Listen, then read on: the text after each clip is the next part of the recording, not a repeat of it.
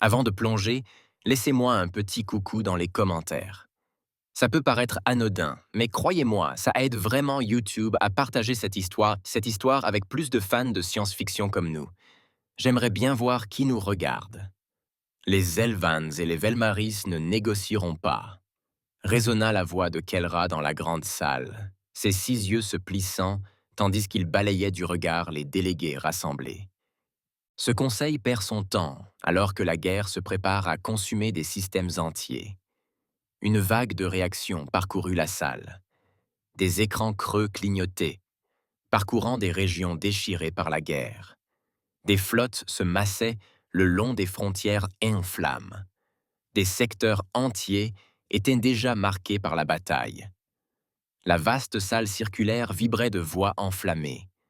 Les Velmari refusent toute tentative diplomatique. Un délégué du pacte Kashari cracha, ses vrilles s'agitant sans cesse. Il considère que le compromis comme une faiblesse. Comment négocier avec ceux qui voinquent la reddition dans chaque concession? Les Elvans ne font pas exception. Le délégué de l'Alliance commerciale silarienne, les bras allongés couverts de plumes bioluminescentes changeantes, frappa violemment sa console. Un grincement aigu, semblable à une distorsion statique, s'échappa de sa gorge, équivalent de l'indignation pour son espèce. Ils ne comprennent que la force. Si nous n'intervenons pas, leur guerre débordera sur l'espace contrôlé par le Conseil. Et comment proposez-vous d'intervenir? Rétorqua un autre délégué. Un blocus? Des sanctions? Nous savons tous à quel point la diplomatie leur importe peu. Seule la peur des représailles de l'autre peut freiner cette guerre. Un silence gêné s'installa, seulement interrompu par le bourdonnement des systèmes du Conseil traitant et affichant les données.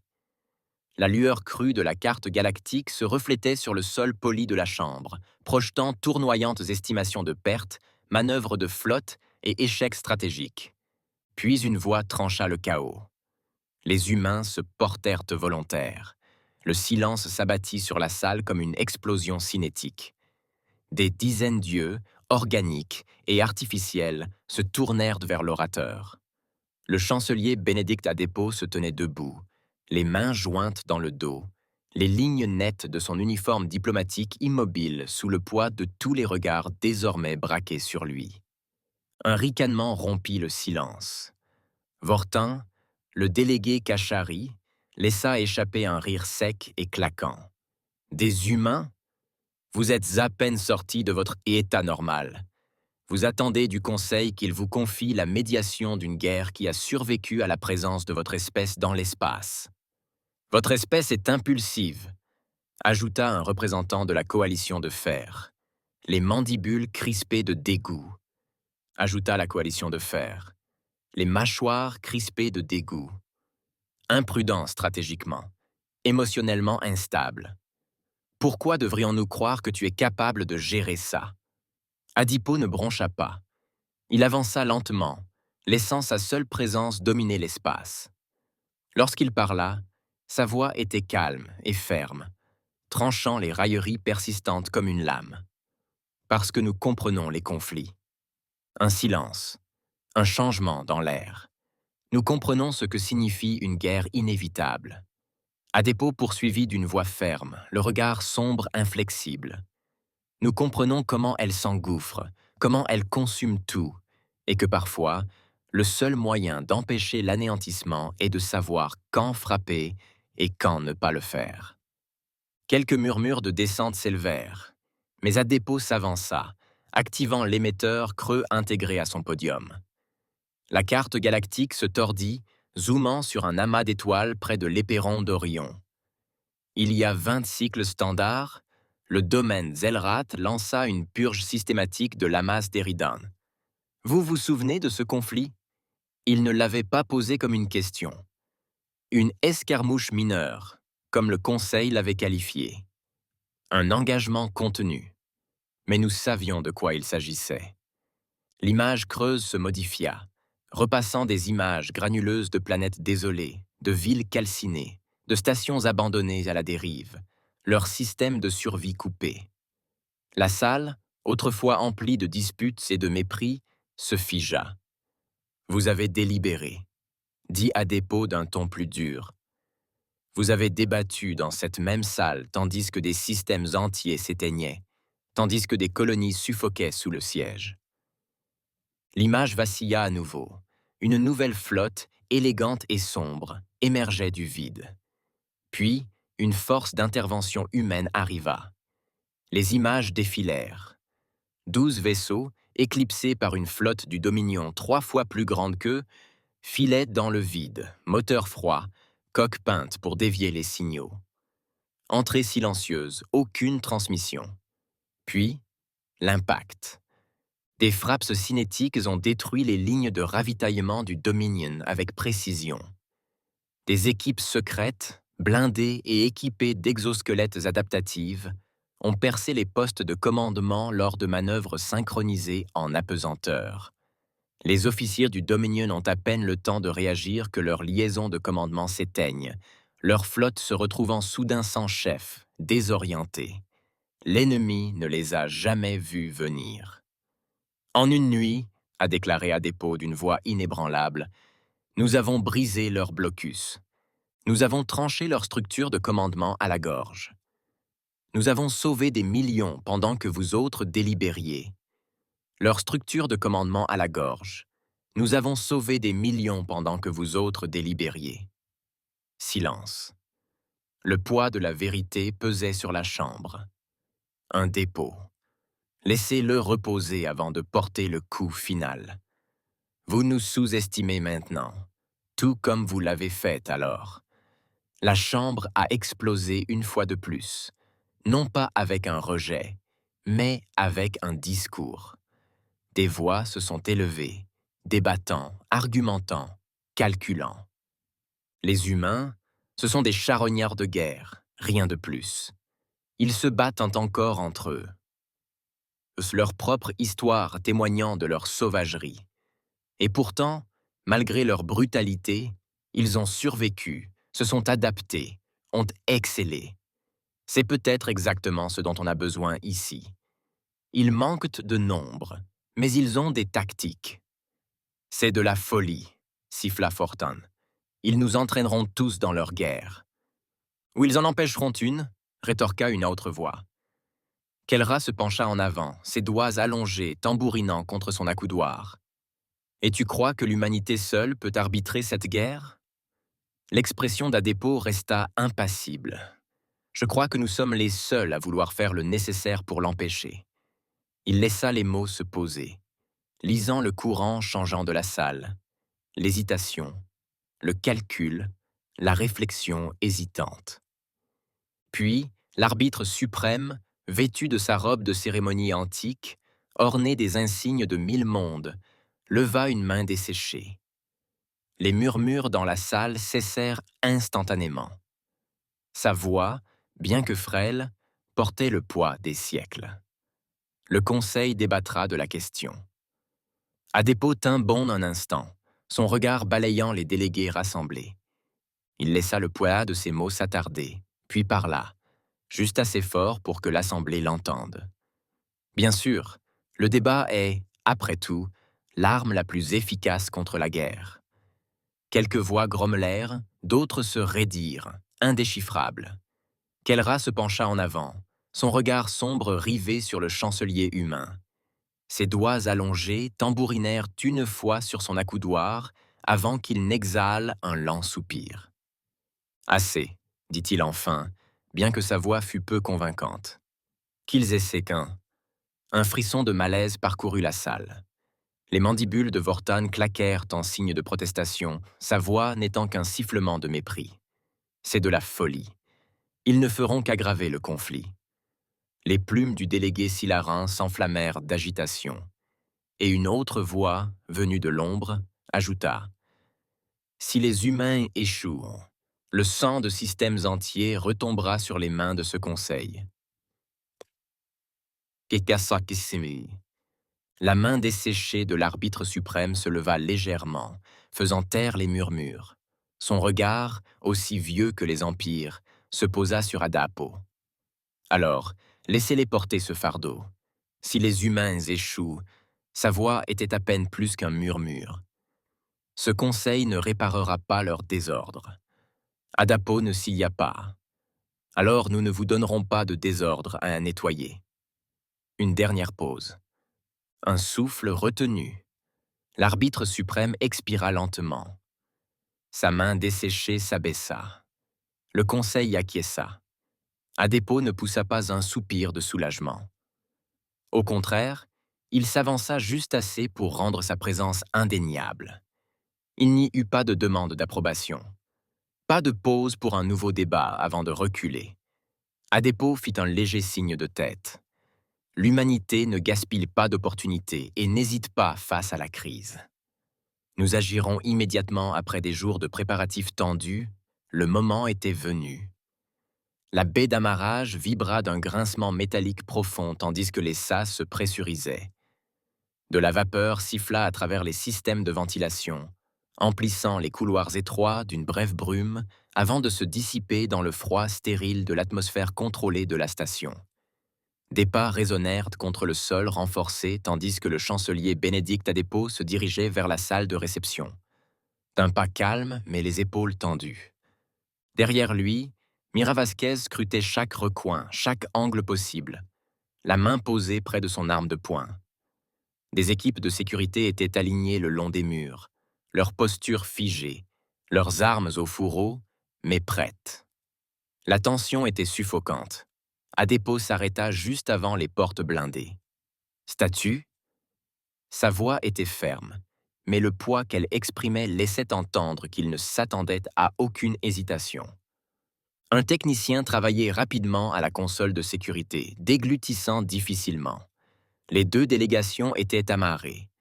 Le vaisseau de tête du Velmari arriva le premier, 5 minutes avant l'heure prévue. La flotte Zelvon entra dans le système presque simultanément. Adepo serra les mâchoires. Ils n'avaient pas coordonné leurs arrivées, ce qui signifiait que leur timing était soit un message calculé, soit une dangereuse coïncidence. Quoi qu'il en soit, c'était de l'huile sur le feu déjà ardent. Les portes s'ouvrirent dans un sifflement hydraulique. À l'intérieur, la chambre était vaste, mais quelque peu étouffante. Un espace de réunion stérile, dépourvu de toute marque ou insigne. Le Conseil galactique avait assuré la neutralité jusque dans les moindres détails. Pas de bannière, pas d'architecture décorative, seulement du métal froid, des blindages renforcés et le bourdonnement omniprésent des systèmes de sécurité automatisés surveillant chaque mouvement et chaque respiration. Et puis ils arrivèrent. Les Elvon arrivèrent en premier. Des pas lourds résonnèrent au sol tandis que le général Oroch s'avançait, sa silhouette imposante enveloppée dans l'armure segmentée de son espèce. Son exosquelette fléchissait à chaque mouvement, des gravures d'un rouge profond gravées sur ses épaules telles des trophées de guerre. Ses yeux, 2 trous d'un rouge intense, scrutaient la pièce tel un prédateur évaluant sa proie. Derrière lui, son entourage se déploya instinctivement, se positionnant en formation défensive subtile mais efficace. Puis arrivèrent les Velmari.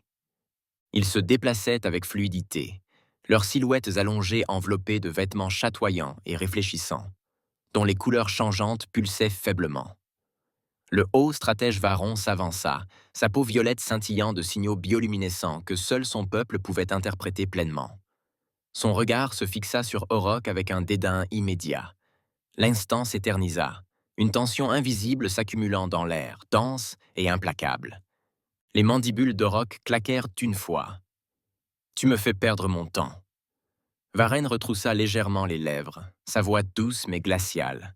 « Le temps passé à éviter la guerre n'est jamais perdu, même si je te soupçonne de manquer de patience pour de telles complexités. » Un grognement sourd s'échappa de la poitrine d'Oroch. Ses soldats se déplacèrent derrière lui. Adepo s'interposa entre eux avant que la première insulte ne se transforme en première frappe. « Vous êtes tous les deux ici parce que l'alternative est l'extinction, » dit-il d'une voix tranchante, comme une lame contre l'acier. Oroch tourna brusquement la tête vers lui. « Ne parle pas comme si tu m'ordonnais, humain. » L'expression d'Adepo resta inchangée. « Alors ne fais pas l'idiot. » Silence.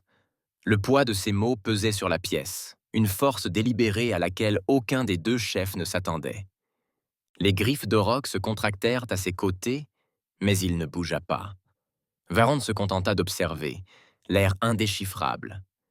Mira resta sur le flanc d'Adepo, bougeant à peine, ses yeux traquant chaque micro-expression, chaque mouvement musculaire.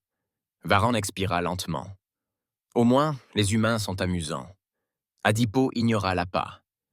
Vous allez tous deux exposer vos positions, vous allez tous deux m'écouter, et vous ne me ferez pas perdre mon temps avec des démonstrations mesquines. Rock laissa échapper un grognement lent et guttural, mais on ne savait pas s'il s'agissait de colère ou d'amusement. Varron inclina simplement la tête. Puis, au moment où Adepo ouvrait la bouche pour parler, un tremblement parcourut le sol, si faible qu'on aurait pu croire qu'il s'agissait d'imagination. Un murmure annonçant un problème. Puis la pièce trembla. Une explosion violente traversa la station. Les lumières vacillèrent. Les alarmes rouges se déclenchèrent. Les sirènes hurlèrent à travers les murs. Le sol vacilla sous eux tandis qu'un blindage renforcé se mettait en place, scellant la chambre. Pendant une fraction de seconde, tout resta immobile.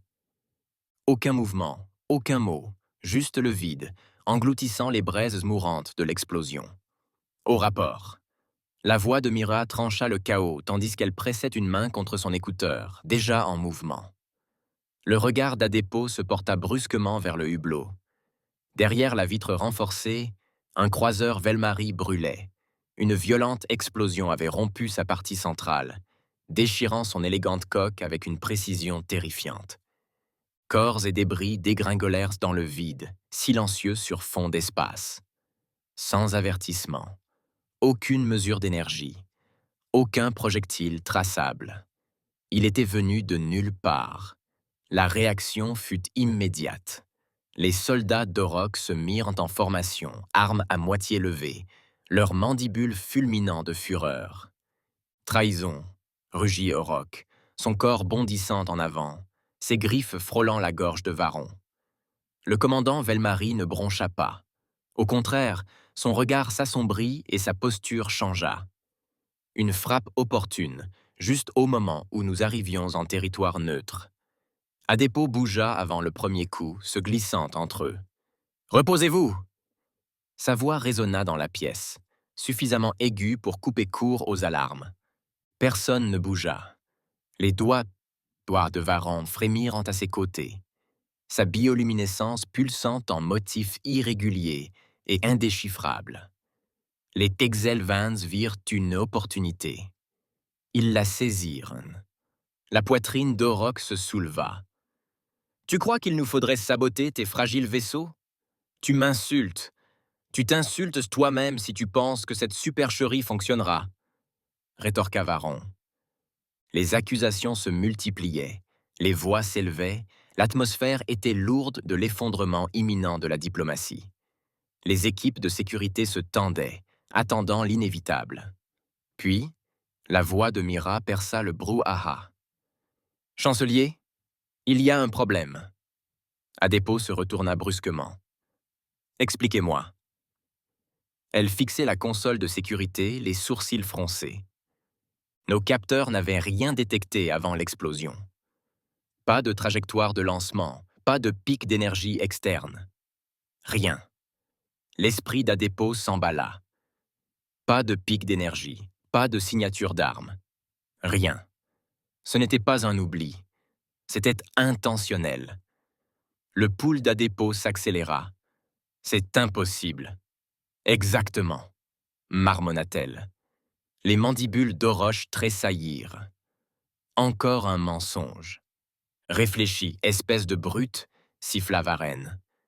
Aucun vaisseau ne peut tirer sans laisser de traces, à moins que tu ne saches quelque chose que nous ignorons. Auroch grogna et s'avança de nouveau, mais cette fois, Mira bougea. Dans un éclair, son arme fut dégainée, pointée directement entre les deux chefs. « Essaie », dit-elle d'une voix dangereusement calme. La pièce se tut. Adepo expira lentement. Adepo expira lentement. Tous les deux, reculés. Maintenant. La poitrine de Roche se souleva, ses griffes se contractèrent, mais il n'avança pas. Varron resta immobile, l'expression indéchiffrable. Adepo se tourna vers Mira. « Fais-moi un tour d'horizon complet de la zone. Découvre ce qui vient de se passer. » Elle hocha la tête, déjà au travail. Dehors, le croiseur Velmary continuait de brûler. Adepo se tourna vers les chefs en guerre, les pensées s'emballant. Pas de relevé, pas de pic d'énergie, pas d'avertissement. Ce n'était pas un accident. Quelqu'un voulait que cette réunion échoue, dit-il d'une voix ferme. La seule question est « Qui ?» Quelques minutes seulement s'étaient écoulées depuis l'explosion, et pourtant la réunion était déjà en train de s'effondrer. La salle diplomatique résonnait encore des voix élevées, des accusations lancées comme des armes. Et maintenant, d'un seul coup, c'était fini. Les pinces d'amarrage se relâchèrent dans un grincement métallique profond, tandis que les vaisseaux Zelvin et Velmary se désengageaient de la station.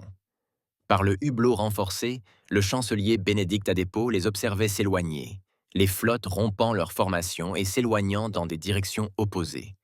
Pas de mots d'adieu, pas de gestes diplomatiques finaux, juste un silence glacial. Les canaux d'urgence du Conseil étaient inondés d'accusations et de demandes. Les nouvelles de l'explosion circulaient déjà dans le réseau diplomatique. Chacun voulait savoir qui avait tiré le premier, et personne n'écoutait. Chacun souhaitait la guerre plus que la vérité. « Imbécile !» marmonna le capitaine Jovan Cunningham à côté de lui, les bras croisés sur sa large poitrine. Son uniforme, sombre et orné d'insignes impeccables, portait le poids de son autorité. La flotte expéditionnaire humaine avait été chargée de superviser la sécurité des négociations. Et maintenant, elle avait échoué avant même d'avoir commencé. « Ils n'écoutent pas », répondit Adepo d'une voix mesurée mais tendue par la frustration.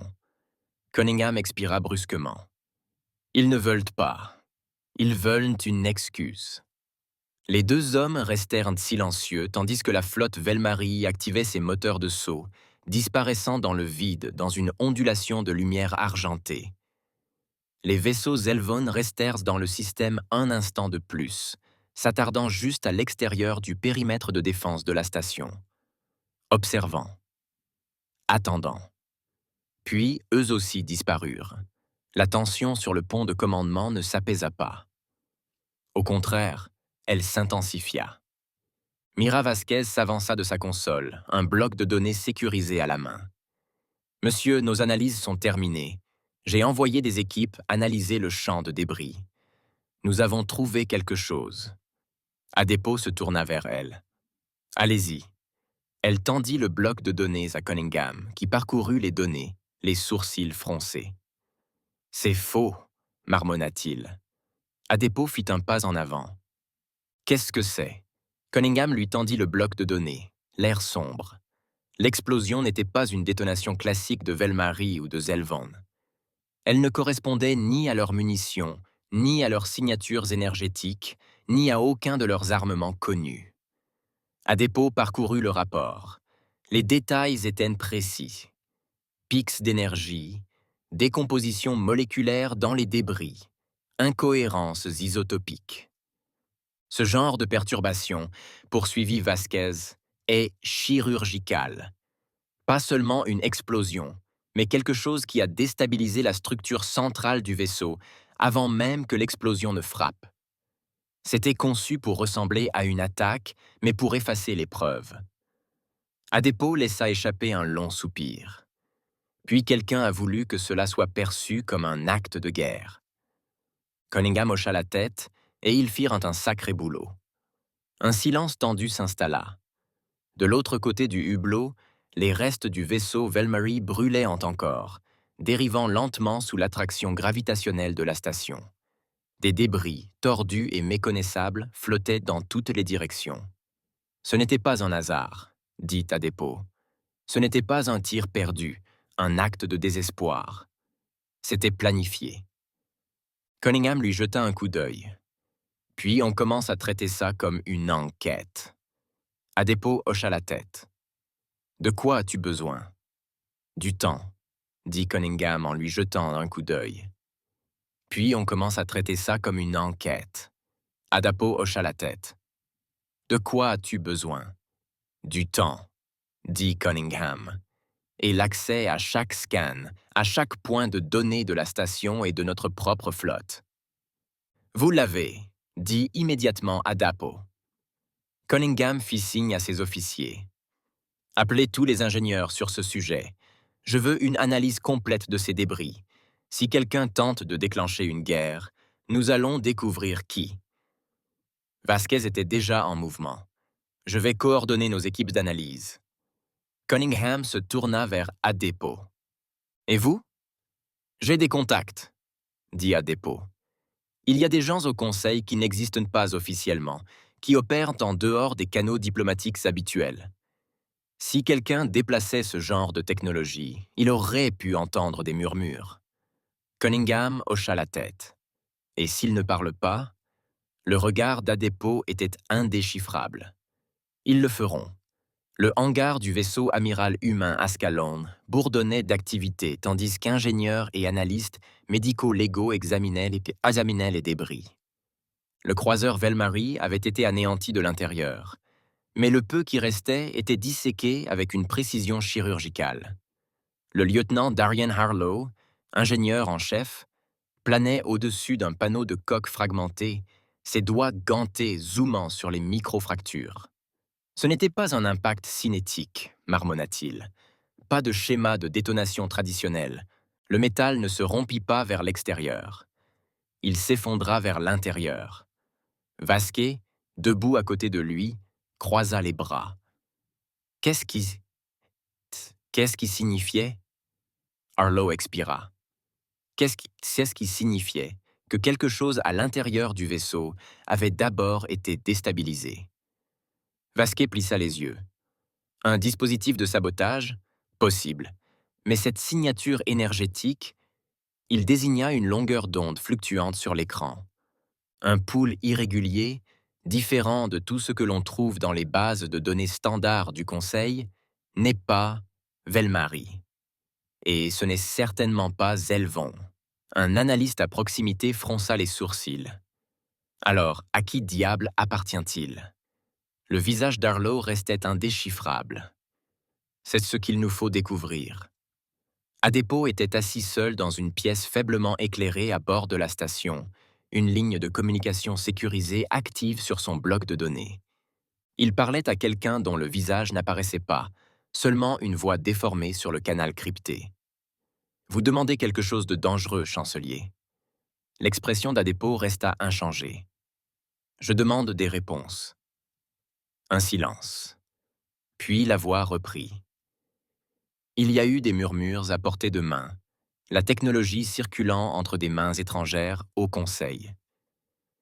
Des systèmes considérés comme des commerçants neutres et non alignés, vendant des armes de haute qualité. Qui? Insista Adipo, puis un silence. Une faction existe hors de portée du Conseil.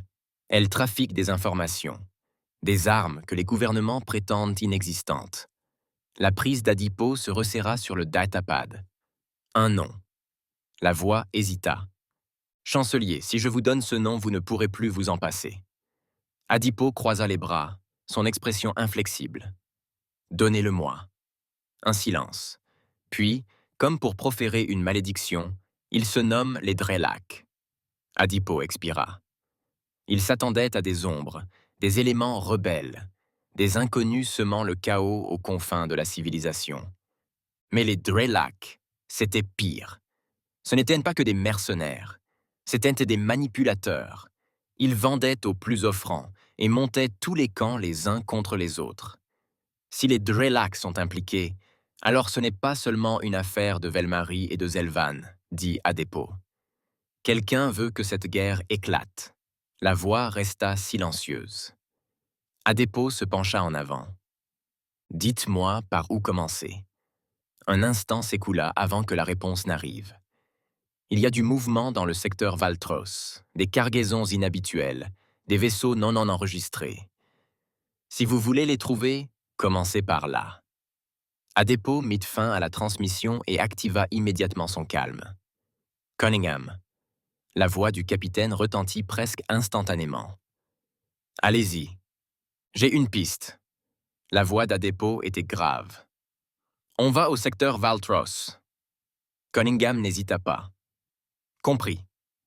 Je vais mobiliser la flotte. » Adepo se leva, expirant lentement. Son instinct lui disait que ce n'était que le début. Ce n'était pas un simple sabotage, c'était une guerre imminente. Et s'ils n'agissaient pas les premiers, il serait trop tard. La vérité avait enfin éclaté. Quelqu'un alimentait la guerre dans l'ombre. Mais avant que les humains puissent agir, le Conseil s'était déjà mobilisé. La salle du Conseil galactique était en émoi. Les délégués discutaient dans la vaste salle circulaire, leurs voix s'entrechoquant dans plusieurs langues, leurs écrans holographiques clignotant pour suivre les mouvements de la flotte en temps réel. Les Elvand et les Velmari se mobilisaient. La guerre se rapprochait d'heure en heure. Le chancelier Bénédicte Adepo se tenait au centre, la posture rigide, son regard sombre balayant les factions rassemblées. Il avait vu venir la situation, mais le Conseil avait refusé de l'écouter. Il cherchait maintenant un coupable. Les humains n'ont pas réussi à contenir le conflit. Un représentant de l'Alliance commerciale de Silhar a frappé la console de sa main griffue. Les Elvans et les Velmari déploient des flottes de guerre. Cette expérience de diplomatie humaine est terminée. Kelra, l'arbitre suprême, leva une main ridée à 6 doigts. « Ça suffit », dit-il d'une voix chargée d'une gravité synthétique. Les efforts du chancelier étaient louables, mais la situation s'est aggravée au-delà de son contrôle. Adepo expira lentement, délibérément. Il s'y attendait. « Vous n'arrêterez pas cette guerre avec une autre séance du Conseil, » dit-il d'une voix calme. « Et m'écarter des négociations ne réparera pas les dégâts. Nous sommes les seuls à enquêter sur la véritable cause de cette attaque. Vous étiez censés empêcher l'escalade, » intervint une voix froide et précise, et pourtant, c'est l'escalade qui se produit. Adepo se tourna vers l'orateur. L'ambassadeur Vakesh, l'un des diplomates les plus anciens et les plus expérimentés du Conseil, s'avança. Le Conseil a décidé que Vakesh continuait de scintiller sous ses yeux. « Vous êtes relevé de vos fonctions dans cette affaire. Je reprendrai les négociations. » Un murmure parcourut la salle. Adepo serra les mâchoires, son expression demeurant indéchiffrable. Des années de diplomatie prudente, de paroles mesurées et de concessions stratégiques, effacées en un instant. Le Conseil n'avait jamais vraiment fait confiance à l'humanité à la table des négociations, et maintenant, avec la guerre à ses portes, il avait trouvé son bouc émissaire. Un souffle lent, un clignement calculé. Il refusait de leur donner la satisfaction de le voir hésiter. « Vous faites une erreur », dit-il d'une voix à peine plus forte qu'un murmure. Kelra le regarda impassiblement. « Vous êtes congédié, chancelier. » Les mots restèrent un temps suspens, définitivement, inflexibles. Adepo tourna les talons et sortit. Quelques minutes plus tard, il se tenait dans une salle de communication privée à bord du vaisseau amiral humain Ascalon. Une transmission sécurisée clignota sur son écran. L'appel fut établi. L'amiral Gérard Ousmani apparut, les cheveux gris coupés courts, le regard perçant comme toujours. Ce vieux stratège de guerre avait vu plus de conflits que la plupart des membres de la flotte, et il comprenait le jeu bien mieux que le Conseil ne le pourrait jamais. « J'ai entendu, » dit Ousmani sans préambule. « Ils nous écartent, » acquiesça Adepo. « Mais la guerre ne s'arrête pas, et si nous ne nous préparons pas maintenant, nous ne pourrons pas intervenir quand il le faudra. » Ousmani croisa les bras. « Vous demandez la mobilisation de la flotte ? » « Oui ?» L'amiral poussa un long soupir, réfléchissant. Le Conseil considérera cela comme un acte d'agression. Adepo secoua la tête. Pas si l'on prend les choses correctement. Les Selvans et les Velmaris rassemblent leurs forces. Si le Conseil perd le contrôle, qui pensez-vous qu'ils appelleront en premier ? Nous nous positionnons comme une force stabilisatrice. L'expression d'Ousmani était indéchiffrable. Vous voulez que je mette des navires en état d'alerte sur la base d'une hypothèse ? Vous voulez que je mette des navires en état d'alerte sur la base d'une hypothèse? Non, dit Adepo. Je veux que vous les mettiez en état d'alerte sur la base de la vérité. Quelqu'un a fomenté cette attaque. Si nous laissons le conseil négocier à l'aveuglette, il ne verra pas le couteau venir. Le silence se prolongea. Puis Ousmani hocha la tête. Je déploierai 3 groupements tactiques dans le cadre de mesures de stabilisation d'urgence. Silencieusement. Adepo s'autorisa une brève inspiration. Bien, parce que le temps presse. Dès la fin de la transmission, Ousmani donnait déjà des ordres. La flotte ne bougerait pas ouvertement, pas encore, mais leur cap était fixé. L'Ascalon et son vaisseau d'escorte s'enfoncèrent dans le vide, moteur vrombissant, accélérant vers l'inconnu. La transition vers Valtros est faite sans heurte, mais la tension à bord de l'Ascalon était palpable. Le secteur était censé être mort, mais il ne l'était plus. Le secteur de Valtros était un vide d'ombre et de silence. L'Ascalon et sa flotte d'escorte émergeaient de la distorsion, leurs moteurs atténués pour éviter d'être détectés. Le système était une plaque tournante commerciale abandonnée, ses stations orbitales depuis longtemps détruites par la piraterie et l'effondrement économique. Mais les schémas de trafic suggéraient qu'il se passait quelque chose ici, quelque chose de caché. Sur son pont de commandement, le capitaine Jovan Cunningham se pencha au-dessus de la table creuse. « Ce système devrait être hors service, » marmonna-t-il. « Mais je compte au moins 14 navires fonctionnant avec des signatures masquées. » Vasquez, debout à côté de lui, hocha la tête. Il pourrait s'agir de contrebandiers, mais les formations sont trop structurées. Cunningham se tourna vers son officier de renseignement. « Donnez-moi un aperçu des registres. Voyez si l'un de ces vaisseaux est apparu dans les bases de données du Conseil. » Le technicien travailla rapidement, les mains glissant sur les commandes. Au niveau primaire, les registres étaient propres, trop propres. Pas de cargaison signalée, pas de mouvements irréguliers. Une flotte fantôme. Cunningham fronça les sourcils. C'est suspect. Croisement avec les chaînes d'approvisionnement du marché noir. Analysez nos interceptions de données approfondies. Le technicien hocha la tête, saisissant de nouvelles requêtes. Quelques secondes passèrent. Puis, un bruit parasite. Une distorsion. « Monsieur, » dit le technicien en plissant les yeux, « nous avons un nettoyage partiel. Quelqu'un a essayé d'effacer ces enregistrements. » Cunningham s'est penché. Il a essayé. L'écran s'est déplacé, affichant des journaux reconstitués. Des fragments de manifestes chiffrés. Pas assez pour nommer un fournisseur, mais assez pour montrer un schéma. Des disrupteurs énergétiques avancés. Des torpilles anti-vaisseaux capitaux, des ogives cinétiques, puis une signature sonore. Cunningham fronça les sourcils. Quel genre? L'écran changea, affichant des journaux chiffrés, partiellement effacés, mais insuffisants. Des disrupteurs énergétiques avancés, des torpilles anti-vaisseaux capitaux, des ogives cinétiques. Et puis, une signature retentit. « Celle-ci », dit Vasquez en s'approchant. « Ce cargo. Les relevés énergétiques correspondent à la signature de l'arme relevée dans l'épave du Velmari. » Le regard de Cunningham s'assombrit. Il ne se contente pas de fournir des armes. Vasquez prit une expression dure. Ils organisent toute la guerre. Le calme de Cunningham résonna. La voix d'Adepo résonna. Dites-moi que vous avez trouvé quelque chose. Le capitaine jeta un coup d'œil à Vasquez avant de répondre. Nous n'avons pas de suspect. Nous avons les architectes. Dit. Au cœur du secteur Valtros, à bord du vaisseau de commandement Trenos, le commandant suprême cacique des Drelak observait la flotte humaine traverser son secteur. Sa main à 4 doigts, plaquée de chitine, se crispait sur l'accoudoir de son fauteuil, l'exosquelette segmenté se déplaçant avec un léger grincement métallique. Ses yeux d'un noir de jais, dépourvus de pupilles, reflétaient les faibles affichages tactiques, illisibles et calculateurs. Les faibles motifs bioluminescents, le long de son crâne allongé pulsaient à intervalles, lent et délibéré, un langage corporel d'amusement contenu. Les humains avaient donc découvert son opération. Une erreur. Son second hésita.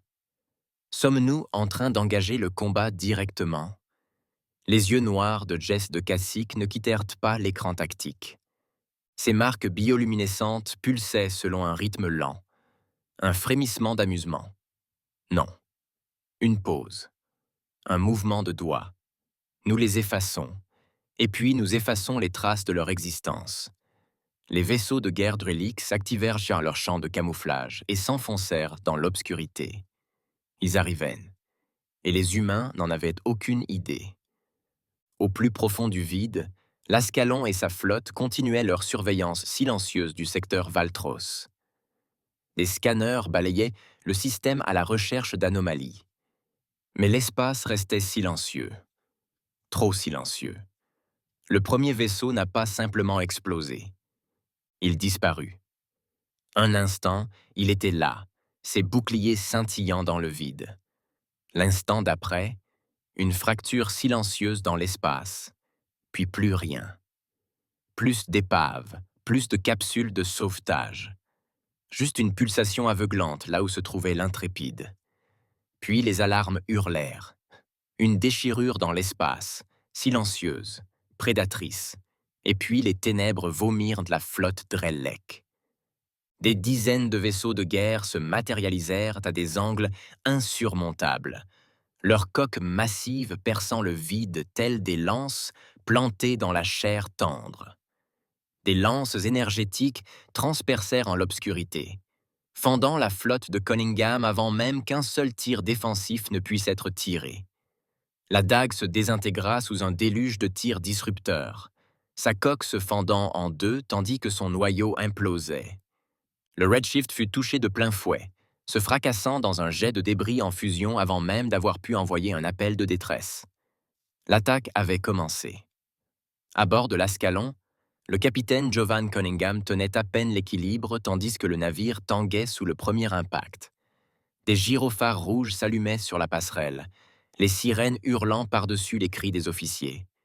Les hublots vacillèrent, momentanément obscurcis par des interférences statiques avant de se stabiliser, révélant le massacre qui se déroulait en temps réel. Ils s'élancèrent à bout portant, sans signatures avancées, sans avertissement. Cunningham enregistra à peine ces mots. Son attention était concentrée sur les hublots, sur le massacre. Des corps s'écroulèrent dans le vide, arrachés à des coques brisées. Des flammes jaillissaient des moteurs en miettes. Leurs braises, privées d'oxygène, s'éteignaient dans le froid avant les vaisseaux eux-mêmes. Les Drelax n'étaient pas là pour intimider, seulement pour exterminer. Manœuvre d'évitement complète, aboya-t-il. Ripostez. Ciblez leurs formations avancées et gagnez-nous un peu d'espace. Des salves de plasma et des tirs de canons électriques répondirent, mais la flotte Drellak était déjà en mouvement. Leurs vaisseaux manœuvraient avec une fluidité troublante, leurs coques sombres et anguleuses se tordant sous le feu ennemi telles des ombres refusant de se laisser immobiliser. « Ils nous encerclent !» hurla Vasquez par-dessus le chaos. « On ne tiendra pas à ce rythme, on n'est pas là pour gagner, on est là pour survivre. » Cunningham riposta. L'Ascalon zigzaguait entre les débris, tourbillonnant follement, tandis que d'autres vaisseaux étaient anéantis autour d'eux. Les communications n'étaient qu'un chœur de voix paniquées, des capitaines appelant au soutien, hurlant des avertissements, prononçant leurs derniers mots avant de disparaître dans les abysses. Un signal clignotant sur la console, la transmission, la seule chose qui comptait. « Vasquez, avons-nous un canal ouvert ?» Elle travailla rapidement, parcourant les commandes à toute vitesse. Les champs de brouillage fluctuent. Je peux percuter pendant peut-être 10 secondes. Faisons en sorte que ça compte. Elle envoya la commande. Ici le capitaine Jovan Cunningham de l'Ascalon. Embuscade de Drellak. Force écrasante. Il savait que nous étions là. Nous avons des preuves. Je répète, nous avons des preuves. Demande de renfort immédiat. La voix d'Adepo a percé le bruit parasite. Demande de renfort immédiat. La voix d'Adepo a percé le bruit parasite. Compris. Tenez bon. Les renforts arrivent. Cunningham expira brusquement, son esprit s'emballant. Pas assez vite. Une autre explosion.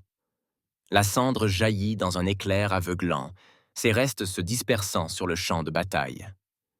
Cunningham se tourna vers son équipage. Préparez-vous à une séparation d'urgence.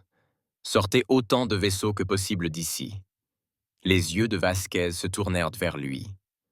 Jovan, fais-le. Elle déglutit difficilement, mais obéit. Les survivants de la flotte ajustèrent sur leur formation, moteur en feu tandis qu'ils avançaient vers une brèche dans la formation Drelix. Ça ne tiendrait pas longtemps, mais ce serait déjà quelque chose. Ça ne tiendrait pas longtemps, mais ce serait déjà quelque chose. Cunningham observa le spectacle tactique. Le Strider et le Hound avaient les meilleures chances de s'échapper. S'il leur en laissait le temps, il n'y avait qu'une seule façon de faire. Il prit une inspiration, puis se tourna vers Vasquez. « Vous partez. » Vasquez se figea. Non pas de peur, mais sous le poids de ses mots. « Quoi? Vous et les autres. Prenez le commandement du Strider. Foutez le camp d'ici. » Ses poings se serrèrent. « Non, absolument pas. C'est un ordre, lieutenant. »« C'est pas possible, Jovan. » Il s'avança, baissant la voix. « Tu sais ce qui doit arriver. » Sa mâchoire se serra. « On y va tous, ou on meurt tous. Non, dit-il. On ne le fera pas. Un instant brutal, douloureux, où aucun d'eux ne bougea, où l'univers extérieur n'était plus que feu et ruine. Puis, lentement, elle hocha la tête.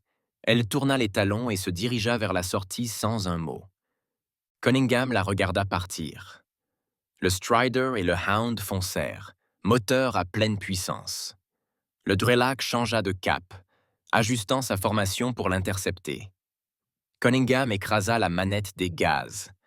L'Ascalon fonça droit sur le plus grand croiseur Drelok.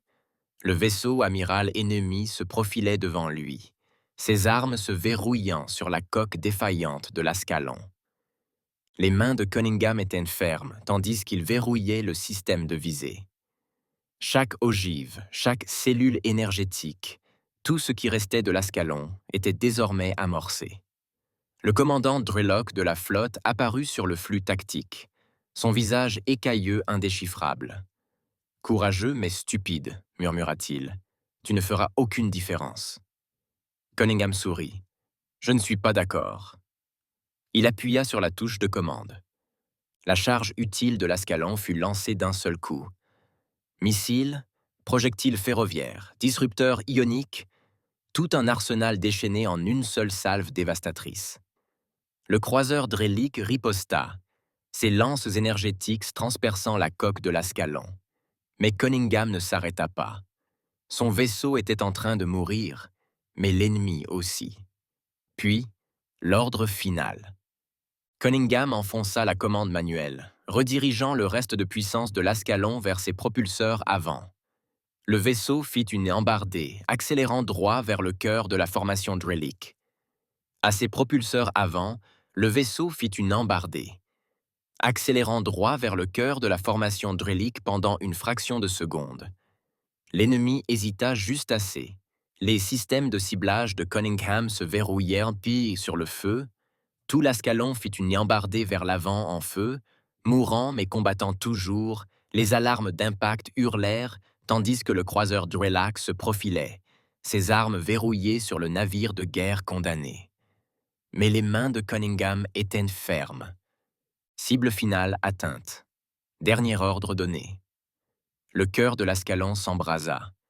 Une éruption d'énergie aveuglante et brûlante déchira le vide, engloutissant le Drellik d'une lumière si intense que, l'espace d'une seconde, même les étoiles semblèrent n'en disparaître. Le vaisseau ennemi n'explosa pas simplement. Il fut anéanti. Cunningham expira, fermant les yeux une dernière fois. Et puis, plus rien.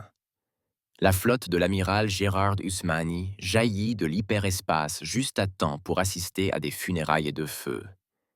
L'explosion faisait toujours rage, une étoile mourante marquant la tombe de l'Ascalon. Pendant un instant, rien que des parasites emplirent les communications. Puis, survivants en approche. Le Strider et le Hound se mirent en formation, coque calcinée, moteur crachotant. Les débris de l'Ascalon flottaient dans l'obscurité. Usmani scrutait le vide. Il était arrivé trop tard. Les survivants de la flotte de Cunningham se formèrent péniblement. Le Strider, tenant à peine le coup, diffusa sa transmission sécurisée. « Nous avons la preuve !» La voix de Vasquez parvint dans les communications. Mais le Drelok ne s'arrêtera pas là. Il faut agir, tout de suite. Usmani se prépara. Pas le temps de se lamenter, pas le temps d'hésiter. Préparez la contre-offensive, ordonna-t-il. Nous allons les combattre. Le Strider et le Hound frémirent en se préparant à sauter, leurs coques encore calcinées par la bataille. Le commandant Vasquez agrippa la console, les jointures blanches, regardant le compte à rebours s'écouler. 5 secondes, lança le navigateur. Le système de communication grésilla. Vasquez, la voix de l'amiral Usmani, trancha, aiguë et pressante. Elle tapota son écouteur. « Monsieur, avez-vous le colis ?» Elle jeta un coup d'œil à la mallette renforcée fixée à côté d'elle, dont le contenu contenait la vérité pour laquelle Cunningham était mort. Sécurisé. Parfait. Apportez-la au chancelier. N'engagez pas le combat. Pas de détour. Une secousse parcourut le vaisseau tandis qu'une nouvelle explosion se propageait sur le champ de bataille. La flotte Drelek se brisait sous la contre-attaque humaine, mais Vasquez savait qu'il valait mieux ne pas croire qu'ils étaient finis. Elle calma sa respiration. « Compris, monsieur. Je saute maintenant. » Les étoiles à l'extérieur se tordirent et le grand pas disparut dans le vide. À bord du cuirassé Velmari, l'ambassadeur Vakesh se tenait debout, les mains jointes dans le dos, attendant. L'air de la grande chambre était froid, stérile, dépourvu de chaleur et d'hospitalité. L'amiral Varon ne s'assit pas.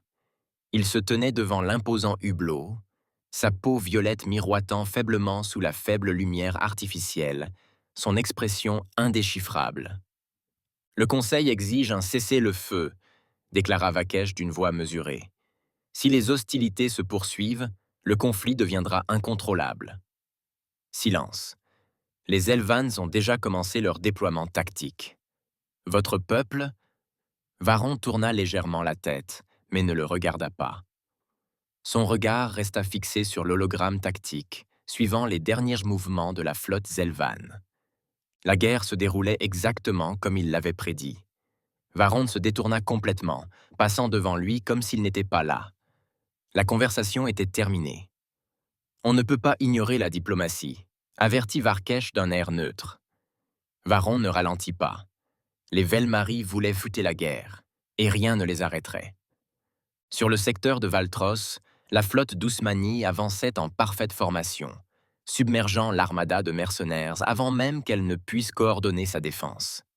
La bataille fut brutale. Les Drelaks avaient perdu l'effet de surprise, mais ils n'avaient rien perdu de leur férocité. Les vaisseaux mercenaires, chancelants, tentèrent un dernier acte de vengeance, réaffectant la puissance de leurs armes, se préparant à une explosion suicidaire. « Monsieur, certains Drelaks surchargent leurs réacteurs, » gronda Ousmani. « Ils veulent nous emporter avec eux. » Les chasseurs humains les interceptèrent avant qu'ils ne puissent terminer l'allumage. De petites explosions parsemèrent le champ de bataille, des fragments de vaisseaux désintégrés tournoyant dans le vide. État de la flotte ennemie. Complètement décimé. Seuls ceux qui ont fui restent. Un destroyer tenta de s'éloigner, ses moteurs vrombissant à pleine puissance. Une torpille humaine se verrouilla, frappant avec une précision brutale. Le cœur du navire explosa, le fendant en deux. « Il fuit !» rapporta un officier. Ousmani observait depuis la passerelle de l'oubli, l'air indéchiffrable. Pas assez rapide. Un à un, leurs vaisseaux vacillèrent et disparurent dans le subespace, ceux qui étaient assez rapides pour fuir. Mais tous ne s'échappèrent pas. Le vaisseau amiral ennemi était hors service. Appela un officier tactique.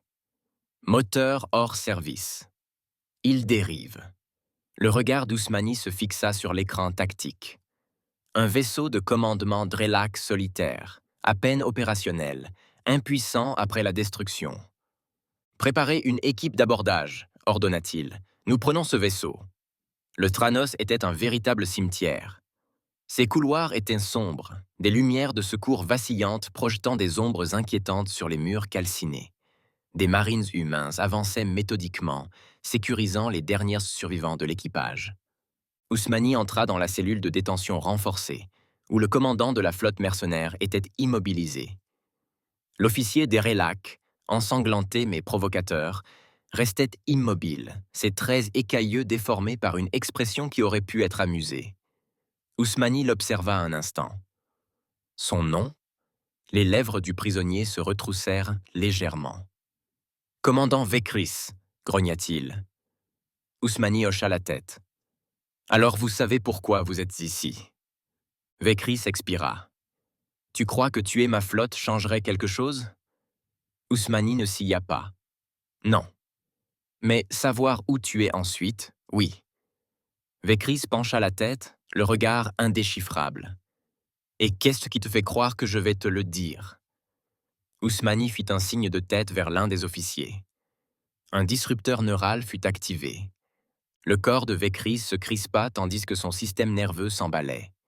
Il serra les mâchoires, refusant de crier. Ousmani se pencha plus près. « Où est ton chef ?» Un silence épais et implacable s'installa entre eux. Puis, Vekris laissa échapper un soupir et sourit. « Tard, murmura-t-il. Le regard d'Ousmani s'assombrit. « Qui commande ?» Vekris sourit. Puis il prononça un nom. « Commandant suprême Kashyyyk », le poids de la révélation s'installa dans l'air. Ousmani s'approcha. « Où ?» Vekris ne répondit pas. Le disrupteur neural s'activa à nouveau. Le Drelek grogna, son corps tremblant de douleur, mais il conserva son sourire cynique.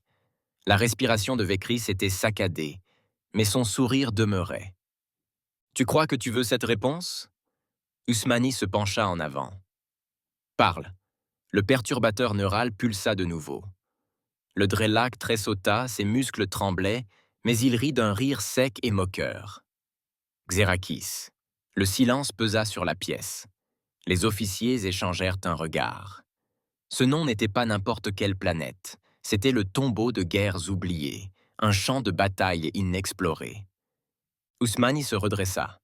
Coordonné. Vekris pencha la tête. « Tu veux vraiment y aller ?» Il rit. Kashyyyk attendait déjà. Ousmani échangea un regard avec ses officiers. Vekris ricana, la voix rauque mais provocatrice. « Tu croyais que c'était du mercantilisme ? Tu croyais vraiment que nous étions les seuls à en profiter ?» Une lueur sombre brillait dans ses yeux. « Tu n'as encore rien vu. » Ousmani se redressa. Il se tourna vers son officier des communications. « Faites signe à la flotte. Nous avons une nouvelle cible. » Vekris sourit. « Et que comptez-vous faire maintenant, amiral ?» Ousmani ne répondit pas immédiatement. Il regarda ses officiers, la salle autour de lui. Ils l'attendaient tous, attendant un ordre que personne n'avait jamais osé donner auparavant. Assez de défense. Le silence dans la salle fut rompu par sa voix ferme, pleine de détermination. « Préparez la flotte. Nous allons poursuivre Kashyyyk et mettre fin à cette guerre. » Ousmani s'éloigna. Le pont bourdonnait de mouvements coordonnés. Les officiers relayaient les ordres. Les formations de la flotte ajustaient les affichages tactiques.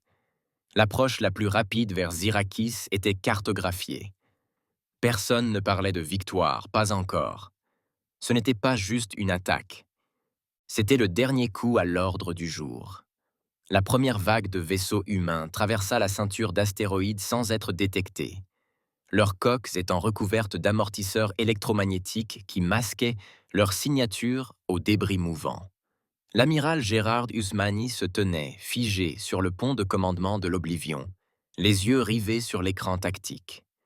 La base Drelok s'étendait devant eux. Cachée au plus profond des formations rocheuses déchiquetées de la faille d'Hélios, une forteresse construite pour être invisible, désormais mise à nu. Toutes les unités en position, une voix crépitait dans les communications. « Dernières vérifications !» ordonna Ousmani. Pas d'erreur. Les équipes furtives de la flotte manœuvrèrent pour se mettre en position d'attaque, attendant le signal. Ils avaient un avantage. Les Drelliks étaient encore sous le choc de leur retraite. Leurs forces avaient été anéanties, leur structure de commandement plongée dans le chaos. Maintenant, ils allaient payer pour leur arrogance. Le Blacklight, un croiseur d'infiltration humaine, lança la première frappe. Des torpilles EMP ciblées sillonnèrent le vide, explosant silencieusement contre le périmètre extérieur du Drellix. Sur le pont de commandement, les officiers se penchèrent en avant tandis que les indicateurs de puissance vacillaient. Leur réseau de capteurs était hors service, confirma un technicien. Ousmani n'hésita pas.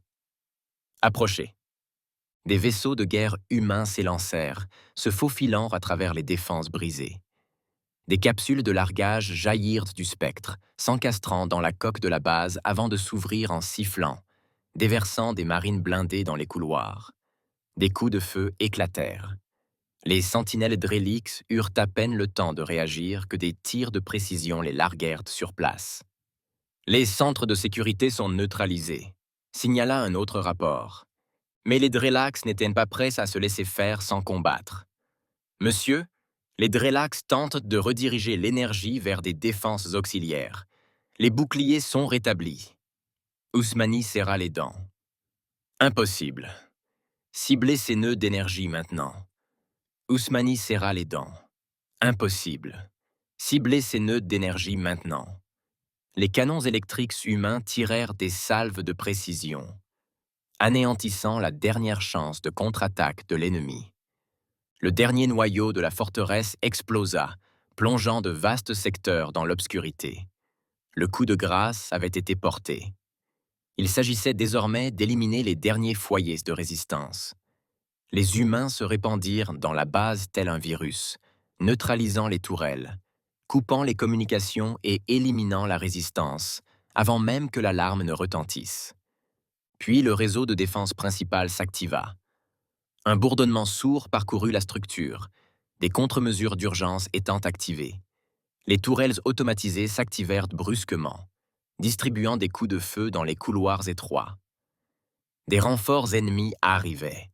Les Drellax n'en avaient pas encore terminé. Les couloirs se transformèrent en zone de destruction. Des marines humains se réfugièrent derrière des cloisons, échangeant des salves de coups de feu avec les troupes Drellac retranchées. Les mercenaires combattirent férocement, utilisant leur connaissance approfondie de la base pour canaliser les attaquants vers des points d'étranglement. Ousmani écoutait les rapports affluer dans son oreillette, la mâchoire serrée. « Nous devons couper leur liaison de commandement », dit-il.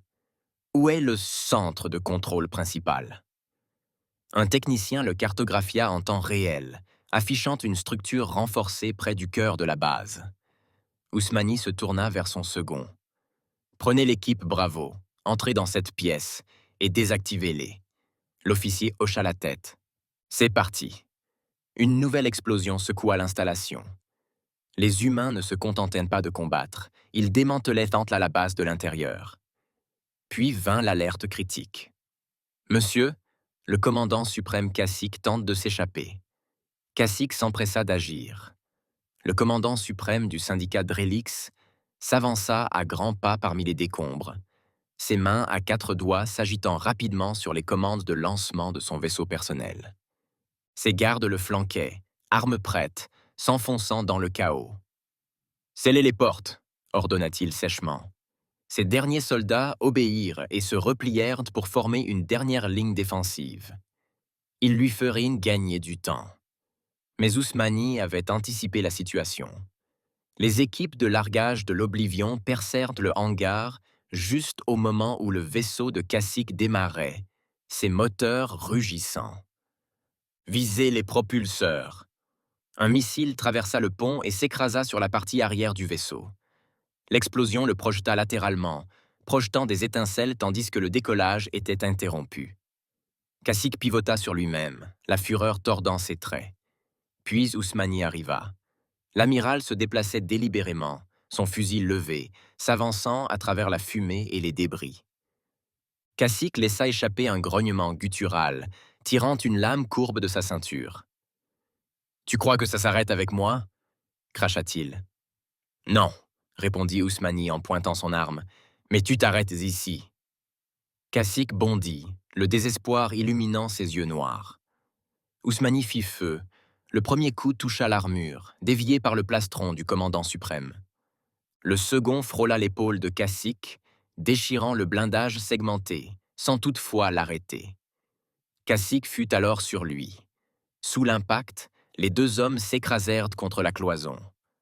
L'arme d'Ousmani dérapa sur le pont, perdu dans le chaos. Cacique frappa avec rapidité, sa lame incurvée fendant l'air à l'endroit où se trouvait la gorge d'Ousmani une seconde plus tôt. Ousmani se baissa et se contorsionna pour attaquer. Le tranchant de la lame érafla son épaulette, mais il était déjà en mouvement, se mettant à portée de Cacique et lui enfonçant un coude dans la cage thoracique. Cacique tituba, mais pas de très loin. Le commandant suprême se redressa, les mandibules gonflées de rage. « Tu crois qu'un officier de la flotte peut me tenir tête ?» Ousmani découvrit les dents. « Tu crois que j'ai commencé sur un siège de commandement ?» Cacique frappa de nouveau. Ousmani déviait le coup de l'avant-bras, puis répondait par un violent coup de genou au ventre. Le Drelak grogna et recula en titubant. C'était tout ce dont Ousmani avait besoin. D'un mouvement fluide, il arracha son arme de poing de son étui et la pressa contre la tempe de Cacique. « Cède !» haleta Cacique, ses yeux noirs brûlant de fureur. Son corps se tendit, son instinct le poussant à se battre, mais il savait. Il avait perdu. Lentement, délibérément, il laissa la lame lui échapper des mains. Elle s'écrasa sur le pont.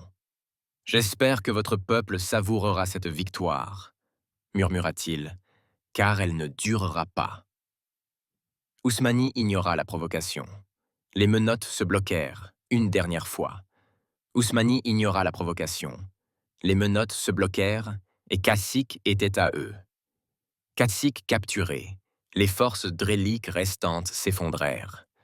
Les quelques soldats restants se rendirent, jetant leurs armes tandis que des renforts humains sécurisaient la base.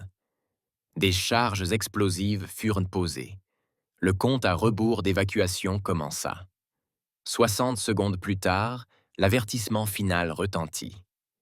Ousmani et son équipe embarquèrent à bord de l'Oblivion, entraînant Cacique avec eux tandis que les dernières navettes décollaient. Puis, la base de Drelak explosa. Une réaction en chaîne de détonation déchira l'amas d'astéroïdes, consumant la forteresse dans un brasier infernal.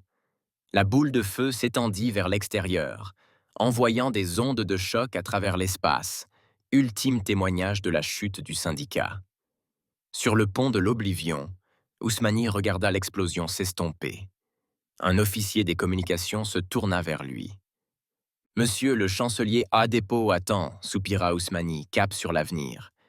La guerre n'était pas terminée, mais désormais, l'humanité avait le pouvoir d'y mettre fin. La flotte s'élança, fonçant vers l'inconnu à une vitesse vertigineuse.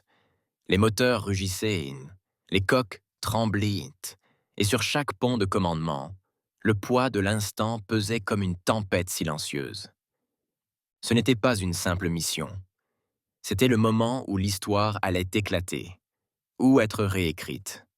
Sur le pont de l'Oblivion, l'amiral Ousmani se tenait immobile, le regard rivé sur les signaux de transmission vacillants. Les rapports affluaient. Les formations de combat Zelvan étaient confirmées. La flotte Velmari engagée. La guerre avait commencé. Le vide devant lui était agité de mouvements. 2 armadas filant en spirale vers l'annihilation. Les moteurs de guerre amorcés. Les systèmes de ciblage verrouillés. Des flottes entières convergeant dans un affrontement final irréversible, et aucun d'entre eux ne connaissait encore la vérité. Puis le premier barrage déchira l'espace. Puis, le premier barrage déchira l'espace. À l'intérieur du vaisseau amiral Velmary, l'amiral Varan se tenait immobile comme une statue, sa bioluminescence pulsante à intervalles mesurés. Le chaos de la bataille se déroulait autour de lui, les vaisseaux explosant dans des gerbes de flammes silencieuses, les coques brisées dérivant comme des débris, une destruction froide et calculée. Une voix crépita dans les communications. Le cuirassé Zelvan se repositionne. Ils chargent leur canon principal. Les yeux de Varan clignèrent. Il s'y attendait. Formation de contre-attaque. Repoussez-les. La flotte Velmary se tordit dans une manœuvre synchronisée, leurs élégants vaisseaux argentés se positionnant, leurs armes prêtes à une contre-attaque dévastatrice. Puis, l'espace se fendit. La réalité elle-même se fendit. Des centaines de vaisseaux de guerre humains surgirent du néant dans une poussée parfaitement coordonnée. L'Oblivion, le Titan, le groupe de combat tout entier, un mur d'acier, de feu et de défis. La guerre venait de basculer. Sur le porte-avions Zelvan, les mandibules du général Orok s'écarquillèrent tandis que les systèmes de visée de son vaisseau se recalibraient. Les humains semblaient trop proches, trop parfaitement alignés entre les deux flottes. Ils se positionnent comme des proies, gronda-t-il. Détruisez-les. Un officier de ciblage hésita. Général, ils ne chargent pas leurs armes. Les yeux rouges d'Orok se plissèrent. Sur le champ de bataille, les vaisseaux de guerre humains tenaient bon. Boucliers activés, moteurs amorcés, mais leurs armes restaient froides. Pas une seule tourelle ne pivota vers le Zelvan ou le Velmary. Une seule transmission bloqua tous les canaux de la flotte. Une voix humaine. Calme. Maîtrisée. Absolue. Cette guerre est finie. Le visage du chancelier Bénédicte Adepo vacillait sur les écrans de commandement de tous les vaisseaux majeurs. Ses yeux sombres scrutaient sciemment la pièce comme s'il voyait chaque officier l'observer. Orok découvrit ses crocs. Les humains ne décident pas des guerres zelvanes. Les doigts de Varen tapotaient sans la console. Ils ne dictent pas non plus la stratégie de Velmary. L'expression d'Adepo ne changea pas. Puis écoutez, ni le commandant ne parla, ni la flotte ne bougea. La voix d'un dépôt resta ferme. Nous avons sécurisé le commandant suprême Kashyyyk. Il est sous notre garde. Son réseau s'est effondré. Ses plans, ses manipulations sont terminés. Un silence s'installa sur les canaux, puis un dépôt continua. Nous avons les preuves, les archives, les voies d'approvisionnement qui vous ont acheminé des armes à tous les deux. Les missions de sabotage conçues pour transformer vos escarmouches en guerre, tout ce que vous avez. Au cours de la dernière décennie, chaque escalade a été orchestrée par les Drelax. Les mots firent l'effet d'une détonation. Orok se raidit. Ses officiers échangèrent des regards incertains. Le regard de Varan s'assombrit. Adepo se pencha en avant. Vous n'avez jamais eu le contrôle de cette guerre. Vous avez été manipulé. Et maintenant, vous avez le choix. Pas de réponse. Puis, la bioluminescence de Varan s'estompa. Un changement lent et délibéré. Montrez-moi. Adepo réagit instantanément. Les écrans des deux flottes clignotèrent, affichant des renseignements compilés. Journaux de mission. Transmission interceptée. Schéma d'armes comparé aux expéditions de mercenaires Drellak. Images d'agents capturés introduisant de fausses preuves. Et enfin, Kashyyyk lui-même, maîtrisé, vaincu, silencieux. La vérité se dévoila devant eux. La bioluminescence de Varan vacillait de façon erratique. Son esprit évalua les implications, chaque conflit, chaque décision, et la prise de conscience s'installa au plus profond de lui. Un changement de couleur. Puis, l'amiral Velmary se redressa. Nous nous retirons. Les griffes d'Orok se plièrent. Un grognement sourd et guttural s'échappa de sa poitrine. Un Zelvan n'admettait jamais la tromperie, ne cédait jamais sans combattre. Ses officiers attendaient ses ordres. Ses guerriers attendaient le combat. Orok laissa échapper un nouveau grognement sourd. Retrait de la flotte. Les canaux se turent. Puis, à travers le vide, des milliers de navires de guerre se détournèrent du combat. Les moteurs s'allumèrent, les armes s'éteignirent. La guerre était terminée avant même d'avoir commencé. Sur le pont de l'Oblivion, l'amiral Ousmani observait le champ de bataille se dégager. Le vide, autrefois au bord de la destruction totale, était désormais silencieux. La transmission d'Adepo fut coupée. Les vaisseaux de guerre humains restaient positionnés en formation, tels des sentinelles entre deux empires qui avaient failli se déchirer. Un instant s'écoula. Puis la voix d'Adepo revint, ferme et impérieuse. « Amiral Varon, général Orok, vous vous reverrez. Cette guerre n'a jamais été la vôtre. Il est temps d'y mettre un terme. » Varenne tourna une dernière fois son regard vers les humains avant que son vaisseau amiral ne s'éloigne. Sa voix, douce mais ferme, résonna sur le canal. Approuvé. Orok observa la retraite en silence, la mâchoire serrée. Ses griffes se contractèrent une fois avant qu'il ne parle. Approuvé. Un à un, les vaisseaux disparurent dans le vide. La guerre était finie. Les humains l'avaient décidé, et personne n'osait le remettre en question. Salut, humain de l'espace. Je suis vraiment curieux de savoir ce que tu penses de cette vidéo. Laisse un petit commentaire et dis-moi ce que tu penses. Ou dis-moi juste bonjour si tu préfères. Quoi qu'il en soit, j'aimerais beaucoup avoir de tes nouvelles. Oh, et une dernière chose.